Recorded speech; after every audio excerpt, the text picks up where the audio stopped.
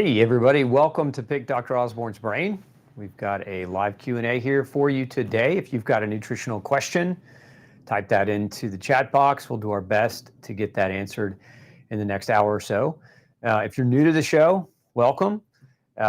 Here we talk about all things autoimmune. We talk about nutrition. We talk about diet and lifestyle changes that are necessary in order to achieve and maintain great health. So welcome aboard. Let's dive into your questions. This week we've been talking about tryptophan. If you missed Tuesday's show, I did a deeper dive on tryptophan in terms of, its effects, its benefits in the body. Make sure you go back and watch that show if you'd like to learn more about it. So I'm going to cover some of those questions first. One coming in is from Boutique Mutts. It's L-Tryptophan versus 5-hydroxytryptophan or 5-HTP. Are there benefits to both?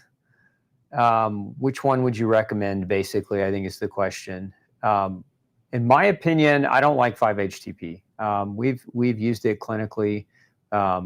It tends to be more side effect prone. People tend to have a greater kind of drowsiness or a greater degree of potential for side effect with 5-HTP versus just pure L-Tryptophan. Scientifically, I don't know that anyone really truly knows the reason why that is. It's just been my experience when you compare the two. So I'm always going to draw to L-Tryptophan over 5-HTP first and foremost when we're trying to help somebody get a better night's sleep, help calm anxiety or soothe kind of the malingering angst that an individual might have that just trying to take the edge off. So tryptophan over 5-HTP all day long clinically just works better with less side effects. Let's see. Have you heard of mediator release tests to test for food sensitivity? If so, is it reliable? Not one I would recommend, Wanda. What's the difference between INA and lymphocyte proliferation testing? So INA stands for intracellular nutrition analysis. Lymphocyte proliferation is a methodology. INA is a lymphocyte proliferation test. So that INA is lymphocyte proliferation. What lymphocyte proliferation is it's measuring the ability of your lymphocytes, your white blood cells, to perform, to grow, and to make new cells. So it's an outcome. So when we're measuring nutritional status in somebody using INA, lymphocyte proliferation, we're measuring the outcome of cellular improvement when we add a nutrient to a person's cell bank. If their cells grow better, perform better, we know that giving this person that nutrient is going to impact their cellular functionality. So we're measuring outcomes versus measuring quantitative amounts. It's really the biggest difference. People don't understand. A lot of doctors don't understand. But functional testing and outcomes-based testing is where we're headed.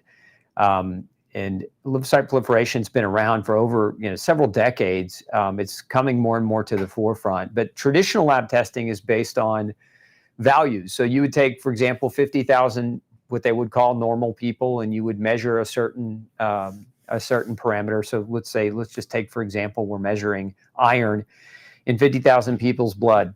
And we take those 50,000 samples and then we average it all together and we calculate a bell curve around the mean of the average of those 50,000 samples, and then we draw a reference range from that. And so when you look at a lab test and you see, okay, the normal reference range is maybe from this number to this number. Oh, I'm in between those two numbers, therefore I must be normal. That's the standard lab care today. That's why so many people go to their doctor that feel horrible and aren't healthy and want help, and their doctor says, oh, labs are great. It's because they're using old antiquated technology to compare you to 50,000 people who aren't you. And these people are men, they're women, they weigh 100 pounds, they weigh 300 pounds. They have a variety of uniquenesses within them. And so how could you really compare yourself to all these other people? But when we do functional outcomes testing using lymphocyte proliferation, we're not comparing you to anyone. We're comparing you to you. We're actually taking your cells and their ability to perform as your baseline, and then we're giving your cells added nutrients to see if that baseline improves. That's what makes the technology so much better and so much more effective when you apply it, especially in a clinical setting. I mean, on that note, I I brought a few stories to share with you today, but these are some more recent stories of people that we've, I always say test, don't guess. But if you look here, this was a gal named Chrissy who came to see me. Dr. Osborne helped me change my life. In my early 40s, I found myself constantly fatigued and plagued with persistent joint pain and digestive issues. After traditional medical doctors and naturopathy both failed to help me discover the root cause of my issues, a friend recommended Dr. Osborne. After a consultation, here's key word, after a consultation and specific lab tests, don't guess, we ran lymphocyte proliferation with her. He recommended a nutritional protocol and appropriate supplementation to help heal my leaky gut and help my cells function properly. I'm still healing, but my energy is back. The joint pain is gone, and I have lost a significant amount of weight. I am forever grateful to Dr. Osborne for his knowledge and guidance in helping me get my health back. Additionally, his team at Origins are very friendly and responsive, two qualities you don't often find in the medical industry. This is not to toot my own horn, it's to relay a point. When you do appropriate testing that is outcomes-based, your outcomes will match what the person needs, as opposed to trying to shove everybody everybody into the same square peg, right? Which is what medicine traditionally has done. Everybody gets the same standard reference range. Everybody gets the same kind of diagnostic workup. Everybody gets the same recommendations. So, I mean, in medicine, doctors are looking for a way to diagnose you so they can know what to call your disease. And then based on that, they're gonna run an algorithm through their brain, and they're gonna say, this disease gets this drug, this disease gets that drug. There's no such thing as a one size fits all. Functional testing is what allows us to really pinpoint what a person needs. So I know I kind of went off on a tangent. Question was the difference between lymphocyte proliferation and INA. And INA is a type of lymphocyte proliferation. And we use lymphocyte proliferation for many things. That's just nutritional evaluation is just one of those many things. Let's see here. Does the nutrient deficiency test kit expire if I order it? Do I have to get blood drawn right away, or can I wait 6 months to a year later? Ideally, you want to get it done within about 6 months. I mean, those vials can expire. There's a special medium in them, and you don't want to hold on to that forever. So, I mean, ideally, I'd get that done as quickly as you can, Wanda. I feel like, Kim says, I feel like I do everything right. Sleep, diet with macros, 33% of carbs, fats, proteins, exercise. I'm in good shape and muscular. Still, I have fasting blood sugar problems, even though your bloods are good. I don't know what you mean by that, Kim. Do you mean that your hemoglobin A1C is normal and that your insulin is normal, your C-peptide is normal, is your fasting blood glucose, or all those things normal, but you have yo-yoing blood sugar? Help me understand more what you mean. I'm going to assume that's what you mean and answer the question. One of the things that you probably need to consider is micronutrient testing. It's very important to understand if you're lacking certain key nutrients like chromium, for example. Chromium is also known as the glucose tolerance factor, and its main role in the body is to help sensitize you to insulin so that you can have regulated blood sugar. And so if we look at this diagram, I'll just kind of draw this out a little bit for you. This is a blood vessel. And so, if we look at this, will be glucose. So what happens is as glucose travels through your blood, and we'll draw your pancreas up here. And then down here, we'll draw a cell. This is a rudimentary drawing. I'm not the best artist in the world, so forgive my flaws here. But this is a cell. This is the DNA nucleus of the cell. This here is a receptor on the cell. This is called the GTF receptor, glucose tolerance factor, or otherwise known as the insulin receptor. And this receptor is made out of chromium. And you also need vitamin B3 to produce this receptor. So these two nutrients are required for this to work properly. If you don't have chromium and B3, you become insulin resistant, and then your blood sugar can go all over the place. You could be doing everything right, but again, this comes back to, do you have deficit of these key nutrients? There are other nutrients involved in this too. Like, for example, this doorway is called a GLUT door, but it opens. So what happens is insulin docks into this receptor, sends a message through the cell to this door, to this GLUT door. That door opens. Glucose can now come into your cell, and this is where you take that glucose and start breaking it down to make energy. If this door won't open, which this door requires vanadium, which is a mineral, to open. So this is another. So you need chromium, you need B3, you need vanadium. Right now we go backwards up here where the pancreas is pumping out insulin.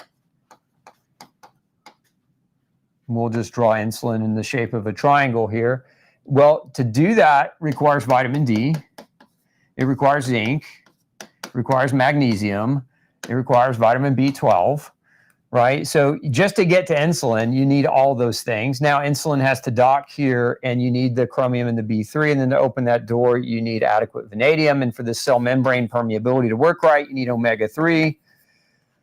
And then for that glucose to actually be broken down appropriately, this is where your B vitamins and CoQ10 all come into play. Magnesium plays a role in there too. So imagine you're deficient in chromium, you're deficient in zinc, maybe you don't have enough vitamin D. What do you think is going to happen to your blood sugar regulation if you're lacking the key nutrients that play that major role in helping you do that? And this is where if I could emphasize anything, this is where doctors fail the most. They don't understand the biochemistry of nutrition and how the body works, and they dismiss it. They dismiss it as unimportant, and they say, no, let's give you metformin instead. And all metformin does, which is a diabetic drug that regulates insulin, is metformin improves the way insulin works.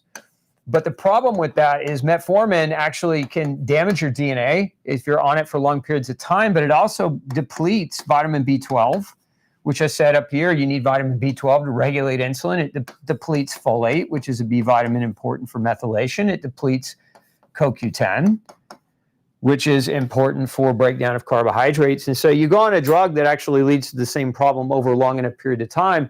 Doctors don't understand that chemistry, and they dismiss it. They dismiss nutrition as some kind of quackery or witch science.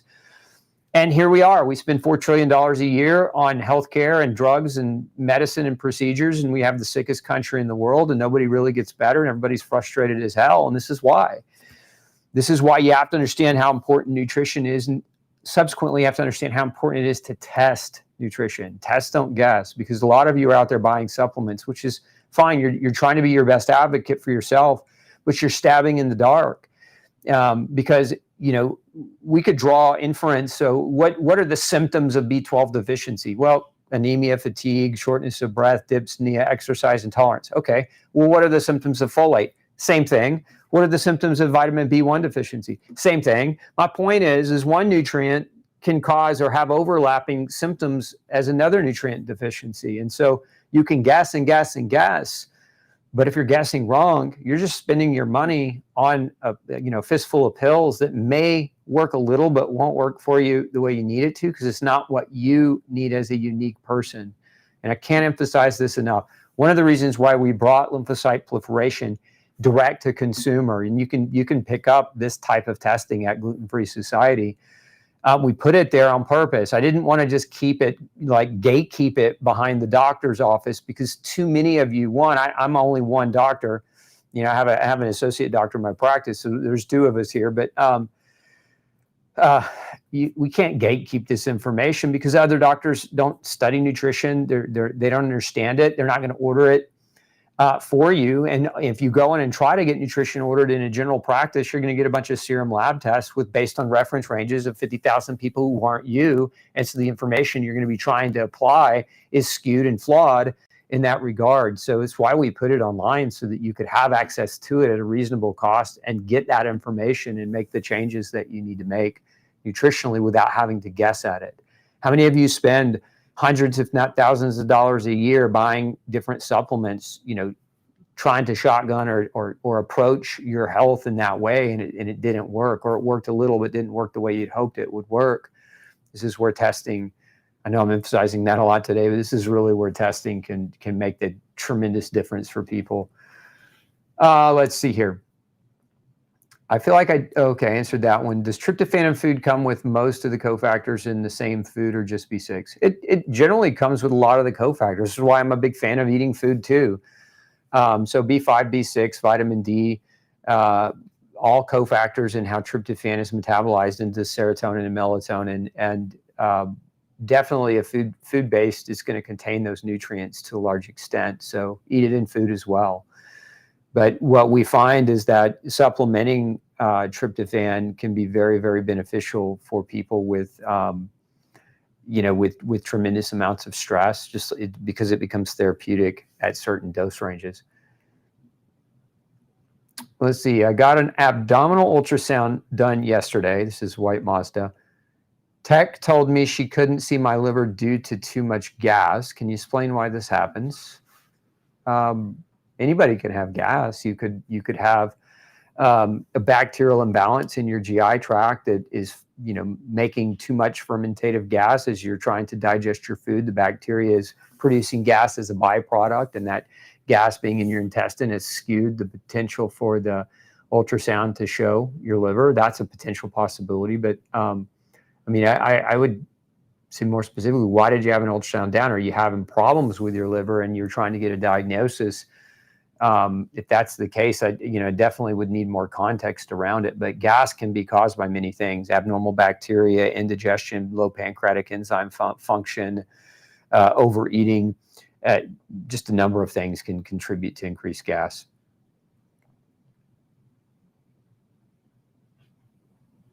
You mentioned that tryptophan can help with migraine. Yeah, so in my clinical experience, some migraineurs have migraine triggers as a result of serotonin issues, meaning they're not properly producing serotonin. Serotonin has many different functions, but one of them is it's a pain modulator, and it has a relaxation effect on many neural receptors in the brain. And so it can be a migraine prophylactic and help certain people with migraine. Not all, but many can benefit with tryptophan who are struggling with migraine. I would also add to that vitamin B2, CoQ10, and vitamin B12 as migraine prophylactic nutrients that play a tremendous role in helping. Is it possible that a shingles shot can destroy lymphocytes? My lymphocyte count was below the low normal after my first one. Took a year to rise back to just above low normal. It's very possible. I mean, there are adjuvants in those things that can create a stress or pressure on the immune system, and for some people that might lead to a low count for sure. Which tryptophan supplement's the best one? I found one with rice filler in it. Oh no, yeah. A lot of products do have the rice fillers for sure. Gluten-free society. I think we're out of stock right now, but should be back in stock within a week or so. But yeah, gluten-free society. I'm partial to my own formulations. Have you had any success with post-polio syndrome? So that's a loaded question, Melinda, because I don't believe that post-polio syndrome is what most people are defining post-polio syndrome as. I believe that post-polio syndrome is actually more along the lines of environmental poisoning and toxicity, and there's some really compelling evidence around the time of polio that it was the increased use of neurotoxic fertilizers, pesticides, and bug sprays that actually led to what they called polio as an outbreak. I think it would behoove anyone to want to go and read about that history. I consistently have high levels of Acromancia in my gut biome test. Would I not need to take urolithin A supplement? So I'm not a fan. I don't know what kind of test you're doing, Len, but I'm not a fan of a lot of these PCR tests. PCR tests and a lot of these microbiome tests you buy online, that's what they are. They're PCR tests. And so PCR is really good technology if you're trying to qualify the microorganism and say which microorganism is there. but it's really, really bad at quantifying the microorganism. So if you're coming back repetitively with high Acromancia, my question would be, can we trust the ability for a PCR test to quantify accurately? And the answer is no. Even the doctor who invented PCR, Nobel Prize winner, Carrie Mullis, said, quit using the PCR as a diagnostic test. That's not its intention or its ability or capability. It's one of the reasons why during the pandemic, and they were using these tests, and you were getting so many false positives, it's because, you know, you can identify microorganism, you just can't quantify it. So it lends to false positivity. How to treat high parathyroid with? You mean what to treat high parathyroid with? It depends on why you have it. There are different reasons why hyperparathyroidism can occur. One of the probably more common things I've seen drive hyperparathyroidism is just vitamin D deficiency, Marika. So I would definitely start with getting your vitamin D levels measured, your 25-OHD, and see where you stand. Because if it's low, your body's going to produce more parathyroid hormone as a response mechanism to basically get access to calcium from your bone. When you don't have enough vitamin D, you can't absorb calcium in your intestine. So your body has to then tap into the bone to get access to calcium. Calcium is very important to regulate within a certain range in the blood. Otherwise, your heart can malfunction. Let's see. Thinking about not being concerned with my seemingly less than optimal sleeping behavior, waking often, although going back to sleep quickly, post-surgically. Yeah, it's not uncommon, Diana, for people to have a post-surgical bump in cortisol, especially depending on the nature of the surgery and the invasiveness of the surgery. Cortisol will be elevated for a time as your body tries to heal and repair itself, and cortisol keeps us awake and can wake us. So you can consider doing several things, but one of them would be to take. I have a product called Ultra Sleep.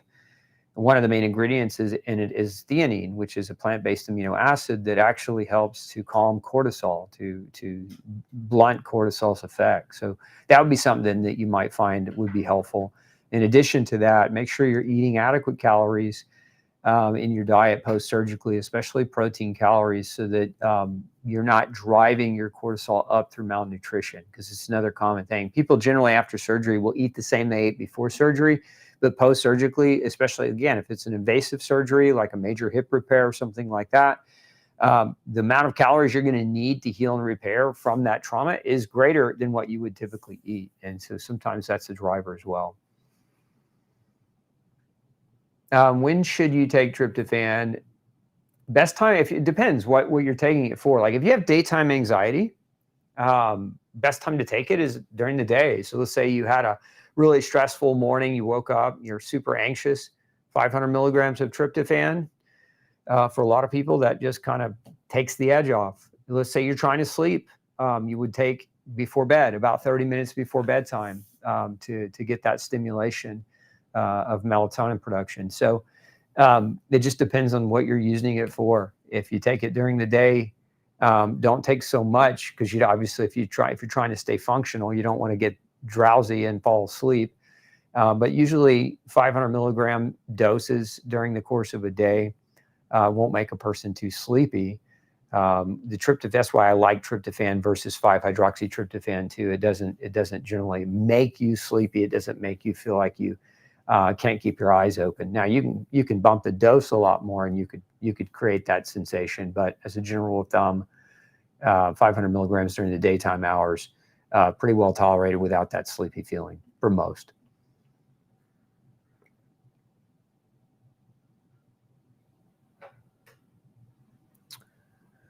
My white blood cells were low. Neutrophils, yeah, neutrophils only at 3%. That doesn't, wow. I mean, that's pretty bad.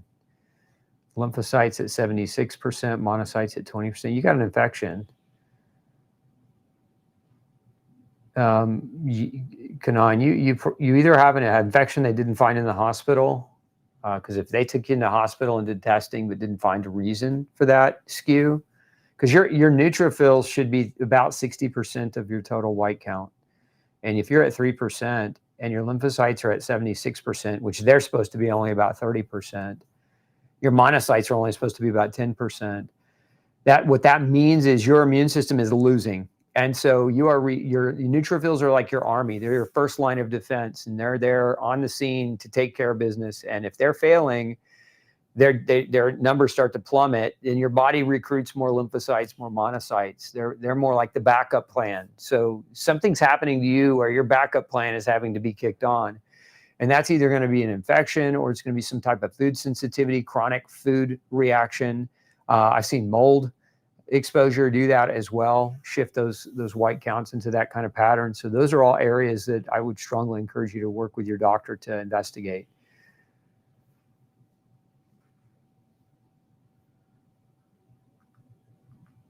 Can mold exposure cause diffuse airspace in lungs? Well, I mean, it damages your lungs, so it can reduce the oxygen delivery capability of your lungs for sure. Can it cause cardiomegaly? Yeah, I mean, when your heart gets too big, there are a number of reasons why, but low oxygen can actually be part of that. So yes. Which B vitamins does the body store to draw on when we run low? Mainly B12. You store anywhere from 12 to 18 months in the liver of vitamin B12, but the other B vitamins, not so much. You don't have a rich storage of those. And they have all a relatively short half-life, which is why, they're water soluble, and this is why you have to eat them consistently to keep above board. Let's scroll down a little bit on the left too. Okay. I hear a lot of talk about getting your pH above 6, but doesn't amino acids lower your pH in the urine? What do you mean? When you say getting your pH above 6, are you talking? I assume you're talking about your urine pH. But I mean, there's different pHs in different aspects or different chambers of your body. So like your pH in your saliva is not the same as in your stomach, it's not the same as in your GI tract or your urine or your blood. The people that are chasing pH, this is just my opinion, but the people that are chasing pH, and claiming alkaline this and alkaline that, I think they're mostly confused that you're not striving for one pH systemically in the body. And I think they overstate pH as a mechanism or as a tool to give guidance. pH is going to alter. It's going to change for a lot of different reasons, and it can change like that. Based on your food, based on what you've been eating, based on how you've been exercising, etc. So as a tool to kind of guide your process, measuring pH all the time is not something that is. There's a lot of extrapolatory that people take with that information and try to make decisions, and I just don't recommend it. Your pH, your body's going to regulate your pH really well if you're doing the fundamental things: eating well, sleeping well, exercising, getting sunshine, clean air, clean water. Unless you have some kind of a major issue, your body's going to do a great job of getting the pH where it needs to be and what it needs to be where it needs to be. Do I have to avoid wine to get rid of fatty liver? Yes. You can supplement all day long, but if you're drinking liver poison on a regular basis, your liver will stay poisoned. Sorry, Cindy, I don't mean to rain on the parade. I know wine can be an enjoyable social event, but you're not going to recover fatty liver if you're drinking alcohol. It's just not going to happen. Alcohol is the #1 cause of fatty liver disease. Now, if you were consuming it a couple of times a year, small amounts, yeah, you could spend the rest of that interval time really hammering your liver with the right things and taking care of it. You'd probably be okay. But if you're trying to drink a glass of wine a night because the YouTube cardiologists are telling you the polyphenols in red wine are so good for you, you're not going to heal your fatty liver. That's just the reality. What dose of tryptophan would you recommend for a sleep for a 75-year-old woman? You start with 1,000 milligrams about 30 minutes before bedtime would be a good starting point. You could go up to 1,500, 2,000 if 1,000 wasn't hitting it for you.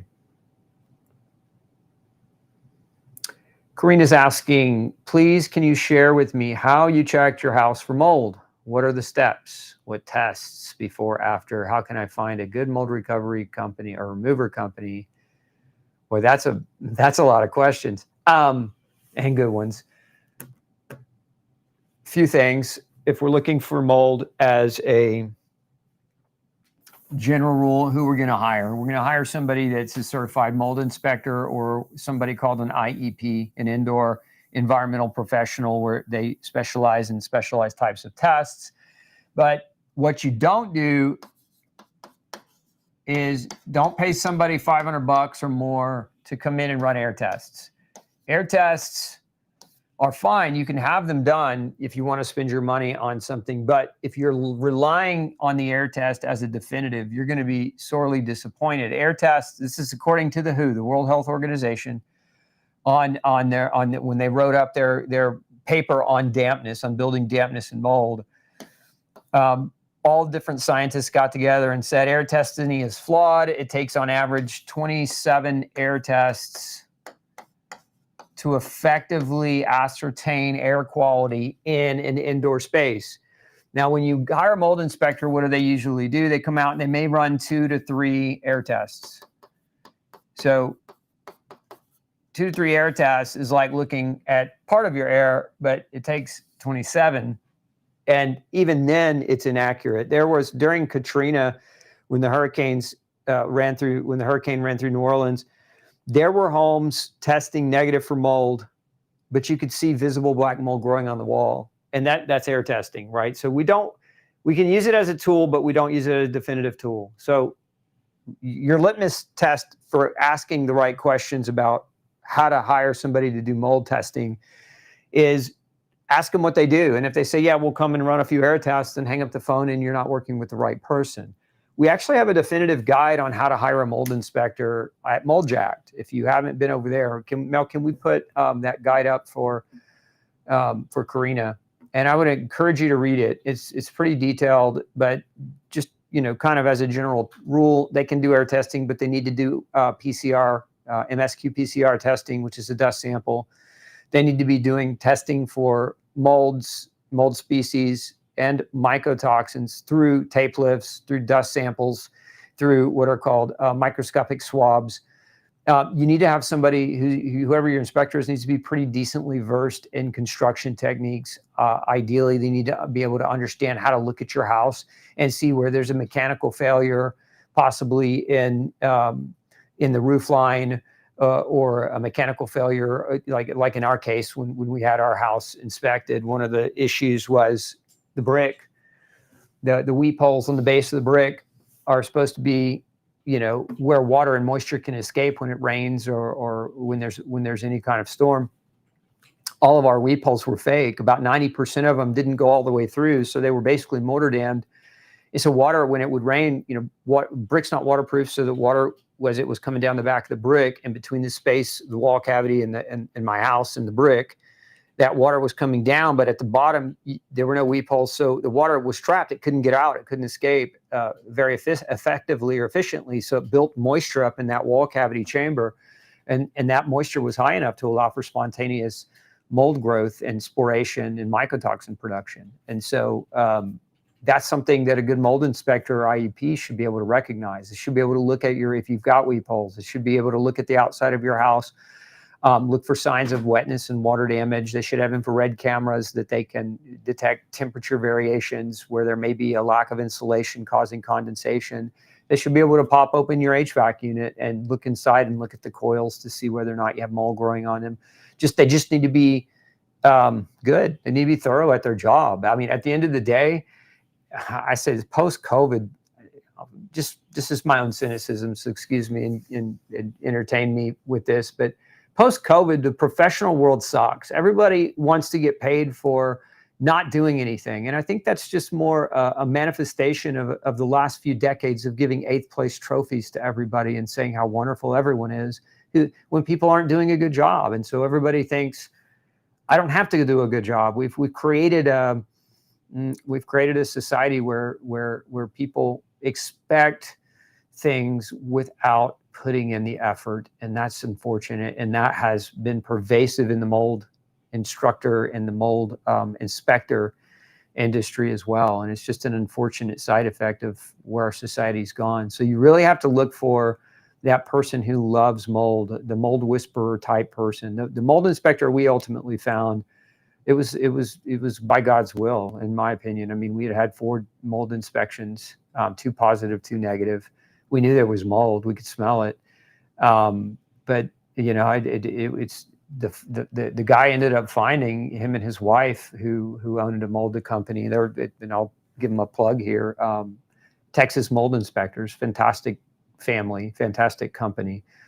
They lost a child to mold, so they took it so seriously. And his kind of whole approach was, you know, we lost a kid. We're not going to let that happen to anyone else. So, not that I say go find a mold inspector who's lost a child to mold, but find somebody who maybe has at least experienced mold themselves. Because a lot of inspectors, it takes a weekend class and you get an inspection certificate. That's not a lot of education in life. If they haven't been through it, they don't understand it. People that haven't been through it don't understand it. I didn't understand it as much as I thought I did until I went through it. When I went through it, it was a revolutionary, you know, mind screw for the most part. I learned how much I really didn't know, which is why I think today I'm probably one of the leading experts in it, because I had to understand it going through it. I had to be able to justify the making the right decisions and everything else. So look, I know that doesn't answer your question exactly, but find somebody who's a mold nerd and who loves the idea of finding mold for people to help them, and who has the right tools, hygrometers, infrared thermal cameras. They can do air testing. They can also do other kinds of testing like dust and swab sampling and other things, so that you get a comprehensive evaluation of the state of your home. And because the number one thing you're asking a mold inspector to do is, 1, find the mold, 2, find out why it grew. You can find it, and if you don't know why it grew, you can clean it, but it won't do you any good because it'll grow right back. You have to find out why it grew, and that's always the answer to that question. It's always going to be moisture. So you got to find out where the source of the moisture is coming from, and you have to neutralize that. Then mold remediation can be successful. Let's see. Diana says, what about the pain in legs and veins? My right leg hurts, especially around my period. The veins are visible. Is this related to hormones? How can I help myself? You might consider getting checked out, Diana, for deep vein thrombosis, DVT. That can be a particularly dangerous problem. And a good vein doctor can help you to at least to diagnose that. There are a lot of different reasons why a person might develop pain in the legs that have nothing to do with veins, though. I mean, just the fact that you have pain in your legs and you have thin veins, that doesn't mean that your thin veins are the cause. So ruling out DVT can be one aspect, but I've seen people have pain in their legs because they're eating gluten. Gluten causes a deep, intense bone pain. It can cause a deep, intense nerve pain in the legs. So that might be something else if you haven't explored to do so.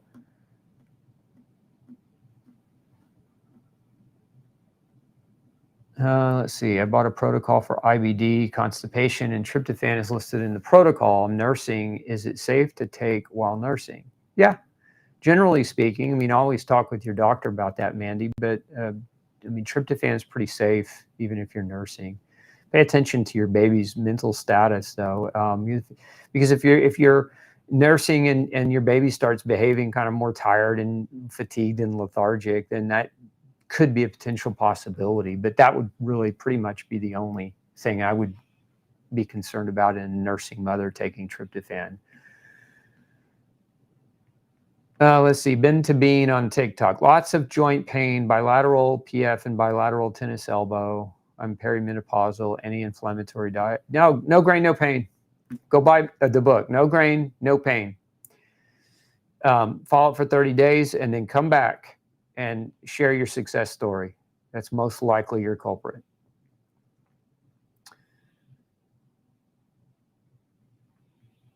If the reference range for, okay.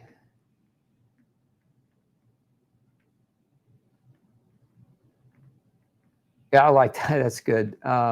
If the reference range for normal size shoe is between 6.5 and 10, that means that your foot will fit in any shoe in that range, but that's what modern medicine is suggesting. Yeah, I mean, it's the wrong fit, isn't it?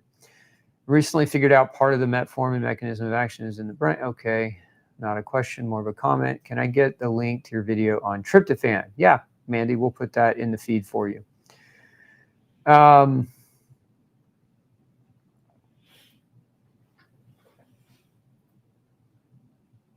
What are your thoughts on taking beef thyroid supplements to assist in healing of the thyroid, or taking it instead of pharmaceutical thyroid medication?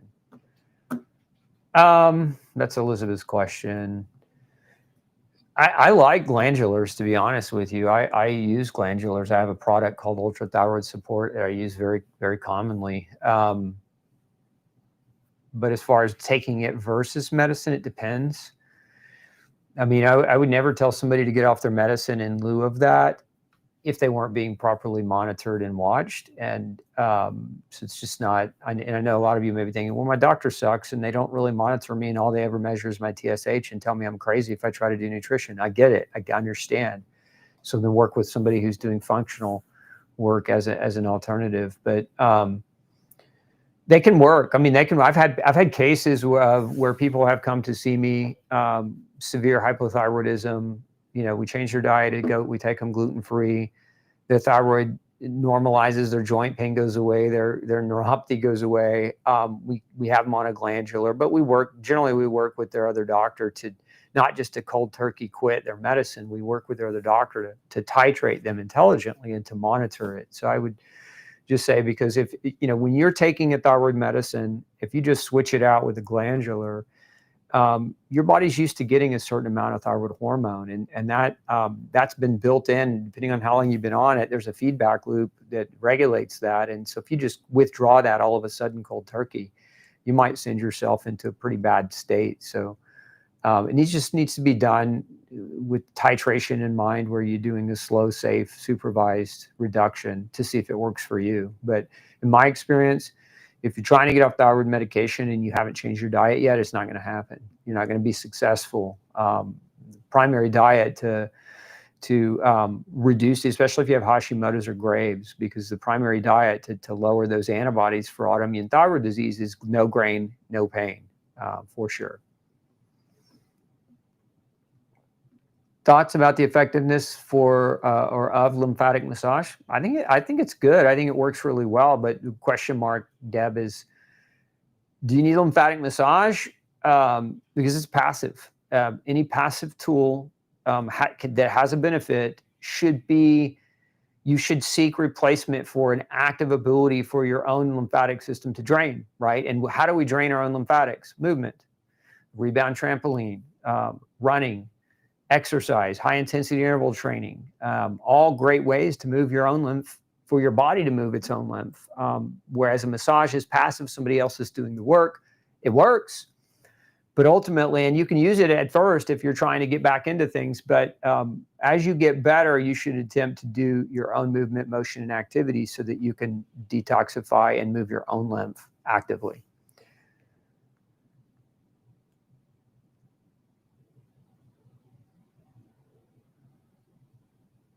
Let's see here. Last week, Motrin.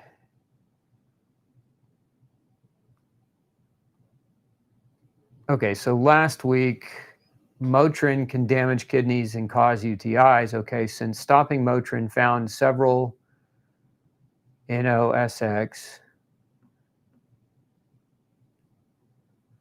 I don't know what you're saying. That you got to spell it out for me. Maybe I'm missing your point. If you're trying to heal your kidneys after years of ibuprofen use, one of the best things that you can do is flush them out with a really solid mannose. We have something called UTI Relief. It's a powderized D-mannose that will help to flush your kidneys. But the other thing or really that you want to do is get nutritionally tested, because there's certain nutrients that play a role in kidney healing, and which ones you're low in, it may be very different than what you think. So testing and not guessing, especially if you've got kidney damage and you're really, you're trying to effectively fix that, you need to work with more than guesswork. That's my opinion.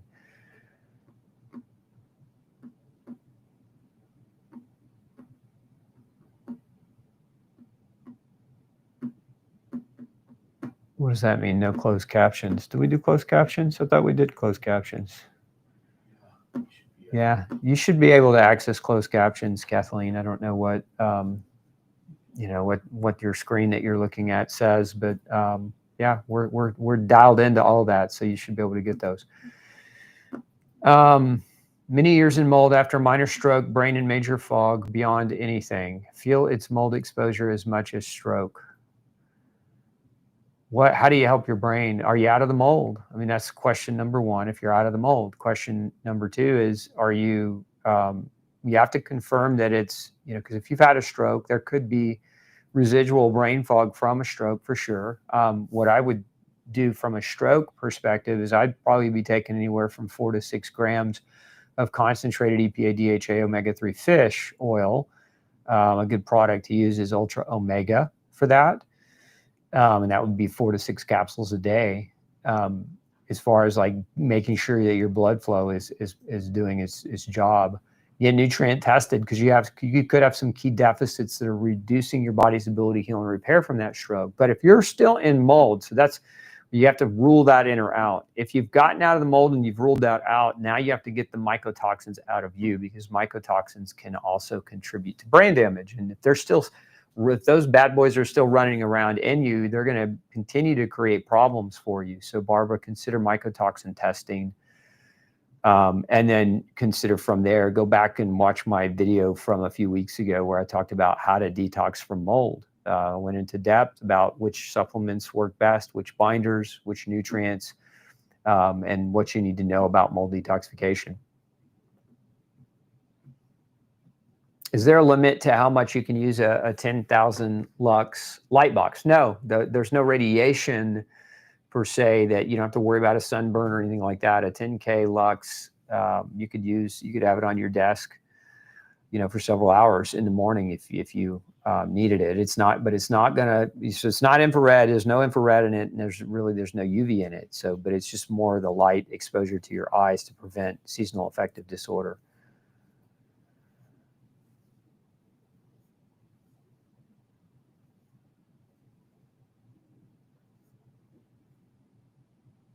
Question about lactobacillus being low from a microbiome test. Depends on the microbiome test. If it was a PCR test, interpret that data with caution. If it wasn't a PCR test, if it was a mass spec, much more accurate, then you should be taking lactobacillus and eating foods with lactobacillus. Will red light therapy for the eyes help with floaters? It can. I've seen it. Even in my own self, post-mold damage. Is there a particular device that I recommend? I use a platinum LED, Diana. And so it's a big light panel. It's about I think it's like a 2x4 light panel. And I just stand in front of it, and I don't close my eyes or wear goggles. And that's what's worked for me personally in my own anecdote.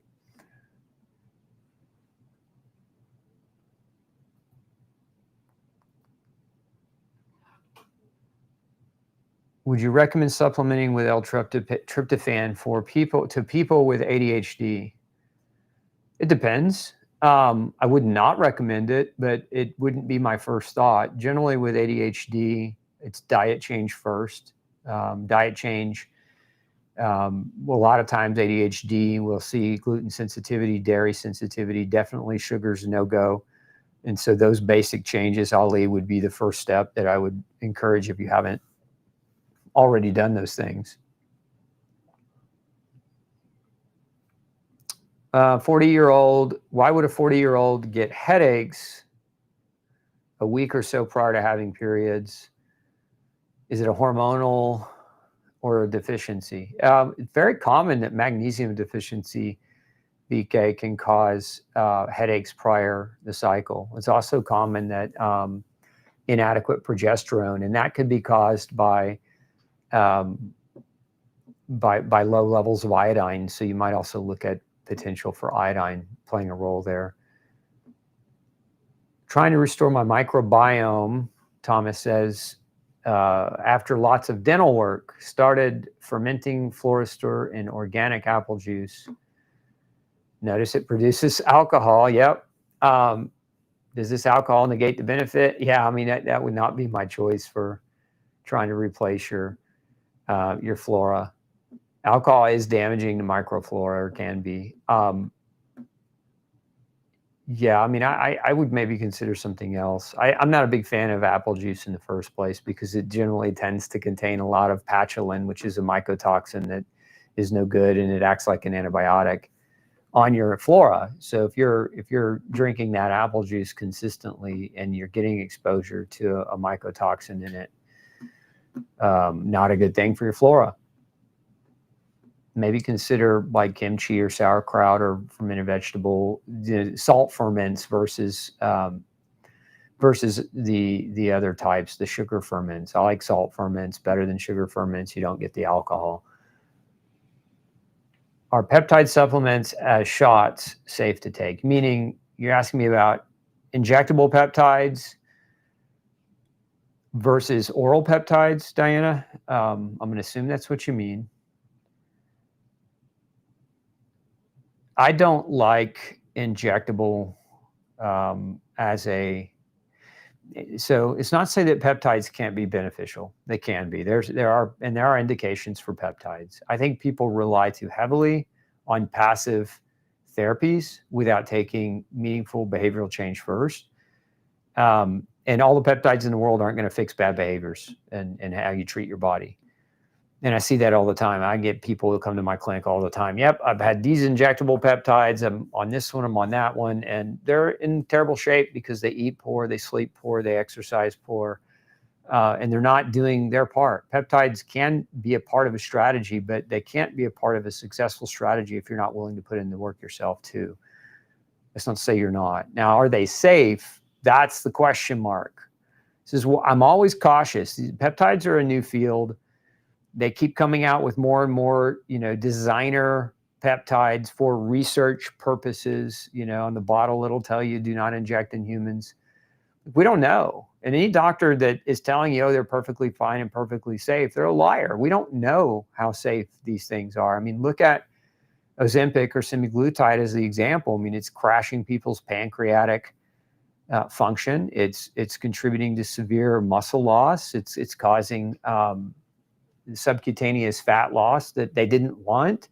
I mean, the side effects are definitely there, and they're definitely alarming, but they're being called safe. They've been approved by the FDA. That, we all know that doesn't mean safe. That just means somebody's getting a lot of money this week. That being said, I put a caution. Anytime you want to take a needle and jab it into yourself, doesn't matter what's in the vial, caution. That's my opinion on anything with a needle. Oral's a little different. Oral has to go through the GI tract, so you have a layer of immune function and a barrier. But when you skip this and you go straight into the blood or into the muscle, you're bypassing the immune system, and I think that's a much greater potential for problems.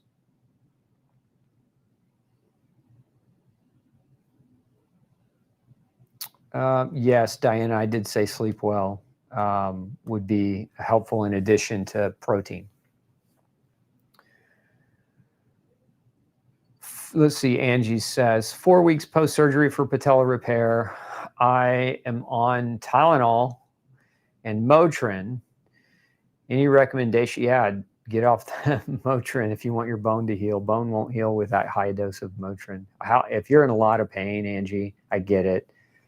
But get off that stuff as quickly as you can. One of the things we absolutely are certain of is that if you take high doses of vitamin C, you can cut your need for pain medication in half. So if you can take your Tylenol down and your Motrin both down and still have the same pain relief by adding a couple of thousand milligrams a day of vitamin C, that's a win for you.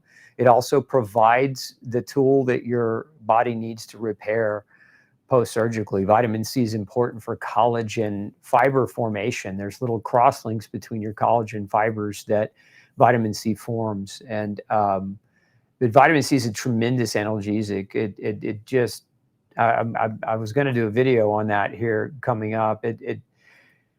It'll cut your pain medicine in half, and it'll help you heal from your surgery. So that would be the simplest first thing that I would do, because Motrin will deplete vitamin C, it will deplete folate, it will deplete iron, and you need those three things to repair joints.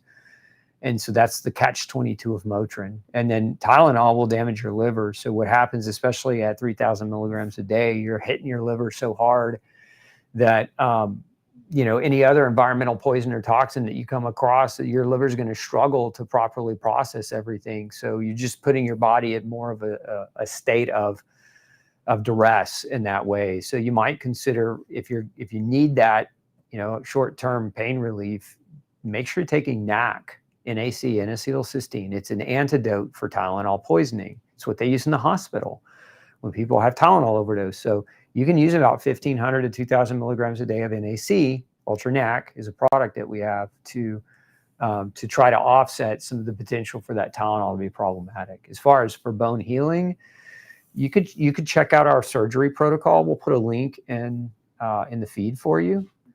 That's for Angie. You know, we have a protocol for post-surgical recovery that we recommend people do supplementally. So check that out and consider it.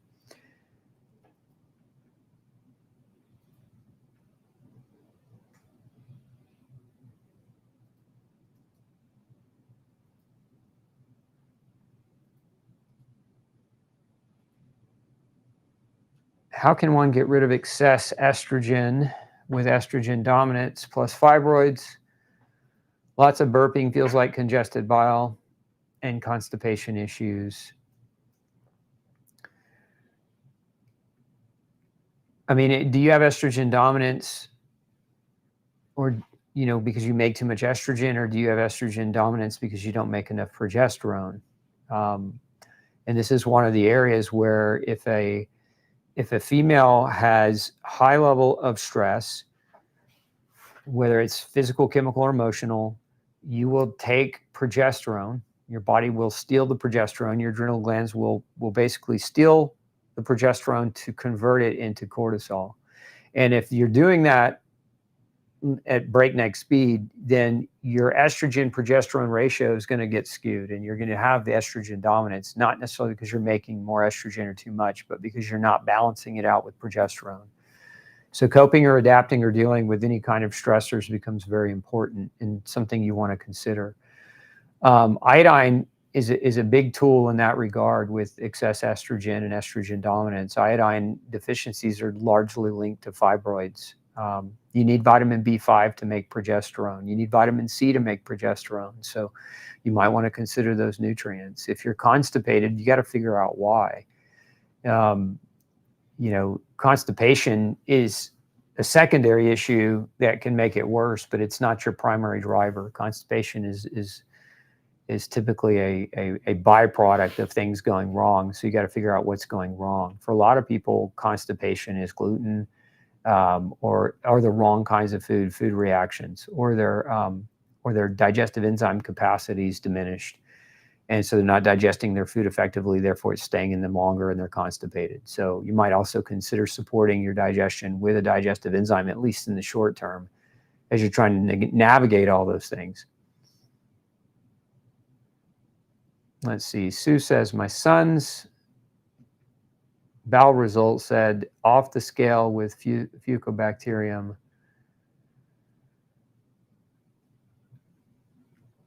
So again, I would say, if that, is it a PCR test? Is it not a PCR test? Just, you know, you have to be super cautious in the interpretation of anything that's a PCR test. You could have a PCR test show you something that isn't true and it still matches your symptoms. That's why I say that. If you're trying to get good bacterial balance back into the GI tract, you know, arguably one of the best things to do just generically speaking, is to change the diet, because processed food will alter the microbiome. Hyper hygiene will alter the microbiome. We see this a lot in people that are overly hygienic. They wash their hands too much. They're too clean. These are the kinds of people that you run across sometimes. They're in the grocery store still with a mask on, and they have their spray bottle of disinfectant. They're going to spray their cart down. Like, that's not how we're designed to live. We should be able to tolerate touching a grocery cart, touching a doorknob in public, breathing in air without a mask. People have become so, there's a whole tremendous amount of research on hyperhygienism causing and driving autoimmune problems and gut problems. Your gut needs to train with germs. Your gut needs interaction with germs in order to train the soldiers properly, to regulate and to monitor that. And so that, you know, I don't know your son's medical history or anything else beyond that, but I would start with thinking about those things. Now, is it possible that he has an overgrowth of particular bacteria that's driving these problems? It is possible, but you know, I can't tell you what to do about it, because different bacteria respond differently to different things. When I'm in the clinic and I'm using different things to try to balance somebody's microbiome, it's generally based on objective data. So we do what's called culture sensitivity, where if we find a bacteria, we culture it, and then we expose it to different things to see what will kill it best. So culture sensitivities can be done for natural things. You can test certain bacteria against oregano and uva ursi and thyme and other natural, you know, traditional antibacterial herbals. You can also do a culture sensitivity and measure for resistance to antibiotics or effectiveness of different kinds of antibiotics. So that's something that your doctor should be able to help you with, hopefully, to give you a better, more specific answer.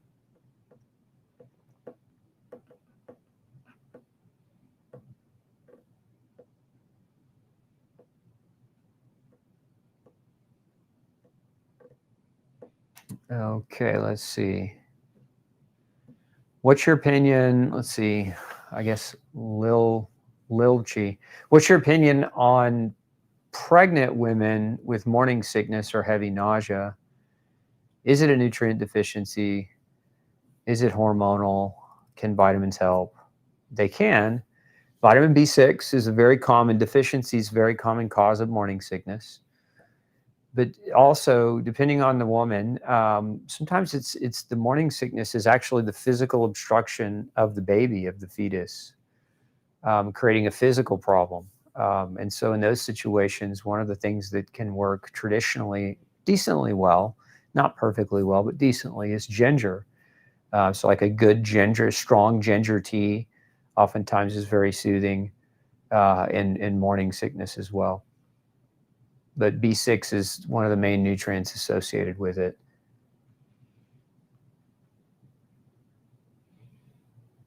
I have a cyst under my skin that's visible from the outside. Can it trigger autoimmune disease? No, cysts aren't triggers for autoimmune disease per se.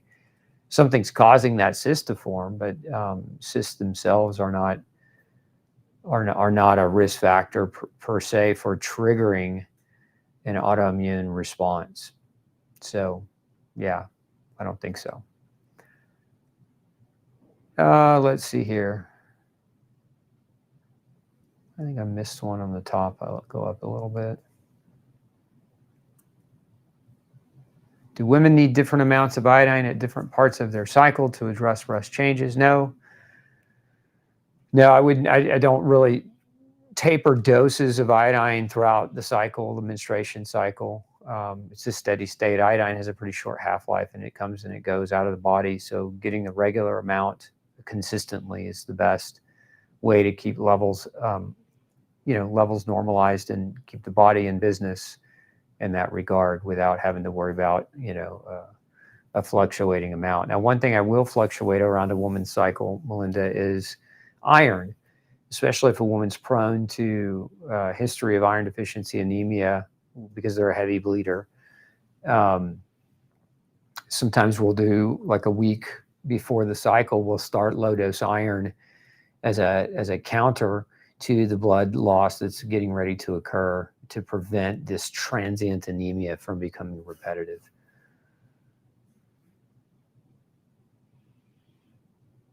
How does one test one's microbiome? Are there particular tests? I mean, my favorite way is to use mass spec, laser-assisted mass spec. It's a technology. And it's very good and accurate at identifying the species, but also quantifying species of microorganisms within the GI tract. When is potassium bad for the kidneys? Potassium is not really bad for the kidneys. It's kind of a loaded question. Potassium's good for the kidneys. When it's not that potassium becomes bad for the kidneys, it's that the kidneys can start to fail. And then when they're failing, potassium can start to become problematic because the kidneys can't properly filter and the potassium starts to burden an already burdened kidney. So it's not that potassium's bad for the kidney, JC. It's that the kidneys are in a problem state, and potassium, is like, it's just adding a burden on top of the problem state. So ultimately, you have to find out what's driving the kidney issue. You should check out our show on kidney dysfunction. I have a whole crash course on that because your answer is most likely going to be there. It's not. Don't blame the potassium. This is a whole thing. Like, nephrologists, in my opinion, have a lot of things wrong. And potassium is one. And protein in its effect on the kidney. There's a lot of doctors out there that say if you have kidney problems, don't eat protein, and so then they cause malnourishment of their patient out of fear that protein puts too much pressure on the kidney. But protein doesn't damage the kidneys. And then they put them on a plant-based diet full of oxalates that do damage the kidneys. It just makes no sense. It's like they quit thinking past the rhetoric. Anyway. Watch my crash course on the kidneys.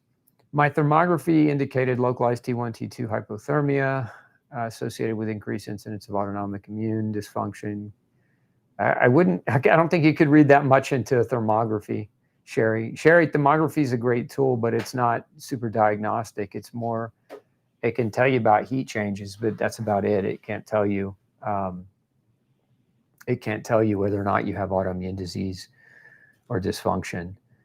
That being said, it's an insight. You just have to be careful how it's interpreted. Can you have hypothermia as a result of mold toxicity? I think is the question. And the answer is yes.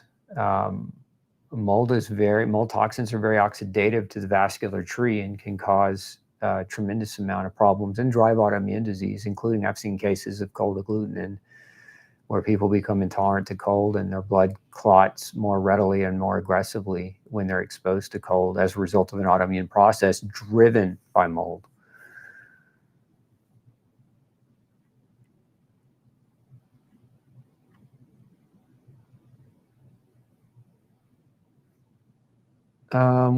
When you got out of mold and moved into a new clean place, did you get rid of everything? Yep. Not going back there, Barbara. I kind of tore the Band-Aid off for me and my family. Did I want to get rid of everything? No, that's why I talked earlier about mold testing. And you have to go into mold testing with the strongest urgency that I can impart to you, with objectivity. Meaning you have to feel confident and certain that what you're doing is the right thing to do. Because when you're talking about losing your whole house, which I did, I lost all my furnishings, I lost everything in my house, I lost my dog, I lost everything I'd ever accumulated over my entire life. It's just stuff. At the end of the day, I lost my health initially, but my health is relatively back at this point. Physically, I'm still not in as good a shape as I was prior mold, but that's coming. My point is the reason I was able to do that was because I knew that the problem in my house was non-solvable. I knew that there were 1 million plus spore counts of mold circulating in my wall cavities. I knew that there were mycotoxins riddled throughout my carpet and furniture and clothing and everything else that was in that home. So to me, it was a no-brainer. I could walk away with that loss, knowing that those material things were poisoned and they were not worth the health of anyone in my family. And so to me, it made the decision very simple: walk out. And when we left, we shut the door. We don't go back in. We haven't been back in. We're still in litigation, so we haven't torn our house down yet. That's coming though. That should be coming here, hopefully sometime in April. But yeah, I left everything behind. We went, minus the clothes on my back. I didn't walk out of the house naked, but minus the clothes on my back. And what we did is we went to the store and we bought just some cheap Walmart clothes and started over, basically.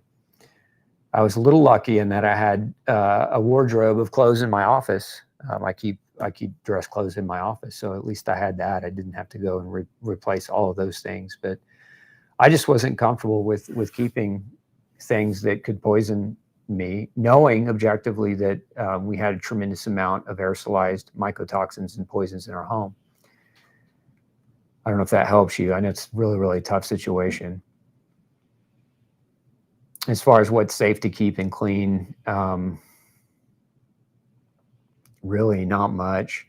Non-porous things that you can wipe down. You can wipe down dishes. You can clean, silverware. You can clean non-porous furniture. I wouldn't try to keep furniture that has padding or cushioning where that, can get inside the cushions. Mycotoxins are 0.3 microns in size, so they can get pretty deep. They can entrench pretty deep. So if you're trying to keep anything, it would be the non-porous things is where you could start. What some people also do, which I don't know whether I agree with it or not. I think every situation is unique and different, but you can take your items that you just don't want to get rid of, and you could probably put them in a storage unit. Mycotoxins degrade over time. That takes 5 to 10 years as a natural degradation. Some people blast their things with ozone or hydroxyl ions. We're actually doing some testing on these things. It'll be when we publish our documentary, the results of that testing will be a part of that, and I'll have more objective information, because I think this is a realm where remediation is there's a lot of opinions and there's a lot of differences, but I'm a scientifically objective type of person. I want to know that the thing that we're trying to get rid of is gotten rid of, and I don't want to just assume that because I wiped it down with microfiber that it's not going to damage me in some way that I'm not aware of. Does needing more magnesium in the menstrual cycle imply an underlying deficiency? It can. It can imply that, but it doesn't have to. We have increased need of nutrients at different cycles, not just menstrual cycle, but just different cycles in life. I know, like, for example, if you're an athlete and you're training aggressively and sweating aggressively, especially in the heat, your magnesium levels drop pretty quickly. And so that is an example of a behavioral change that could increase the need for a nutrient that's more prone to developing into a deficit state. So I hope that answers your question. Let's see here. What are the waiting times at your clinic? I would like to make an appointment at the end of October. I am from abroad. You could get in to see my associate at that point, Diana. Just call the office. Winley put the number up for Diana. Talk to one of my team, and they can walk you through availability. If you already take Ultra Zinc, would taking Ultra Minerals be good to replace it with, especially if selenium is slightly deficient as well as zinc as tested with an INA test? You could, as a general rule of thumb, therapeutic doses of zinc for correction start around 25 milligrams and go up as high as 150 milligrams. So you could use Ultra Minerals in lieu of, but the question mark would be whether it would be enough.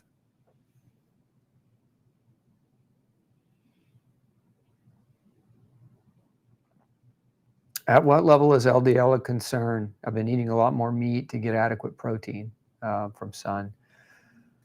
I'm not really concerned about LDL, honestly. People with higher LDL live longer. I mean, how do you navigate around that? Ask any cardiologist how to navigate his way around statin recommendations and the fact that high LDL equals longer lifespan. I'm not a fan of the cholesterol theory of disease. I think cholesterol is the innocent bystander. It's like the guy that was on the corner when the store got robbed. And when the cops showed up, the guy was still in the corner. The robbers were already gone, and the guy got blamed and framed. I'm not a fan of LDL causing disease or increasing the risk for disease. I'm a fan of inflammation causing disease. So if you're not inflamed, if your vascular tree is not inflamed, then higher LDL poses no risk for you.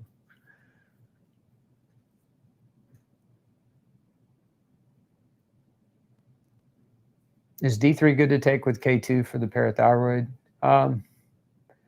Depends. I mean, there's a lot of people that say you can't take D3 without K2, and you can't take, D without magnesium.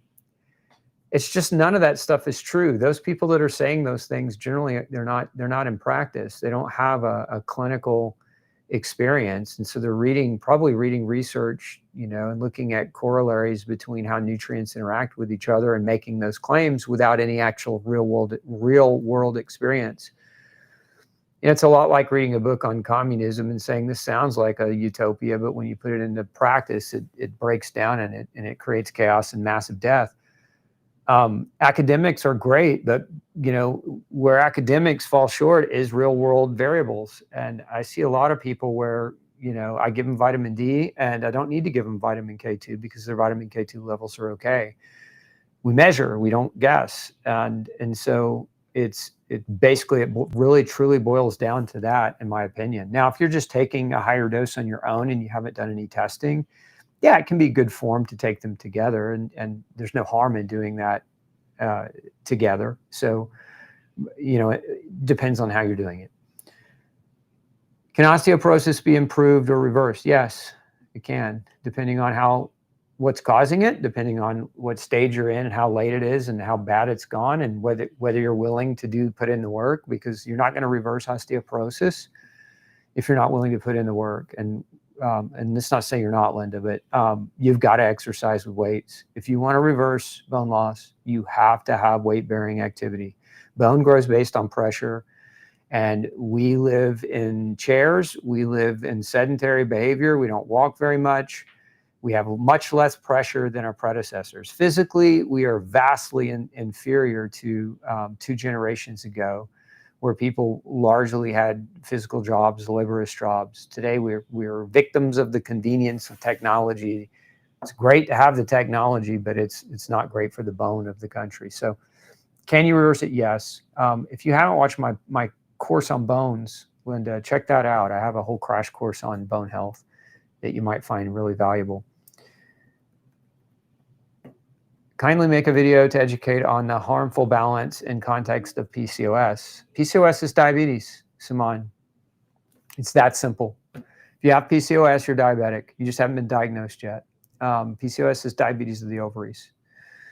So everything I said earlier in this same show, I wrote on the board behind me. I wrote about insulin and chromium and vitamin D and the pancreas and all of that. Go rewatch that and go watch my crash course on diabetes. If you want to resolve your PCOS, you have to resolve that, because that's what PCOS is.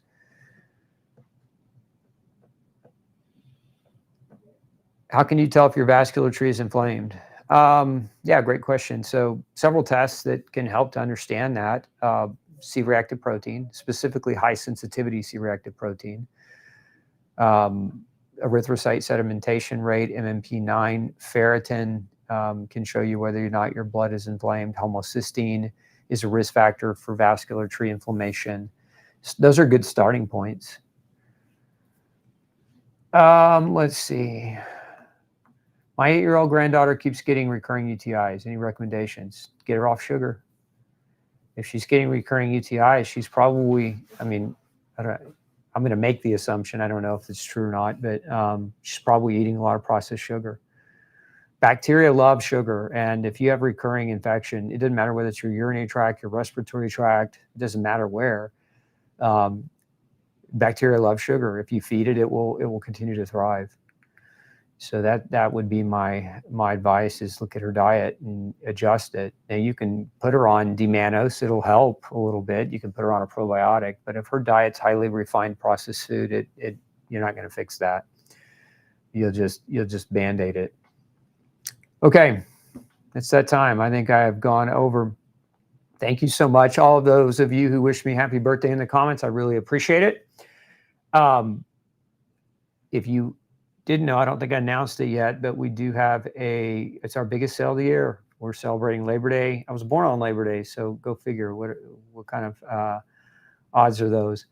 But my mom was in labor on Labor Day and gave birth to me. And we're going to celebrate that this weekend with our biggest sale of the year, 20% off. That goes, I think, through Saturday. So at which point, my point is, if you really want to save big, get your orders in before Saturday. And we appreciate your business as always. But the code is BDAY20. So BDAY20, and you'll save 20% through Saturday. After that savings goes down to 15%. So, fast movers get bigger discounts. Maybe that's the gist of it all. So, okay. Thanks so much for tuning in. We'll be back on Tuesday for another Dr. Osborne Zone, and next Thursday again for a live Q&A. Appreciate your patronage. Hope you all have a fantastic weekend, and we'll see you next week. Take care.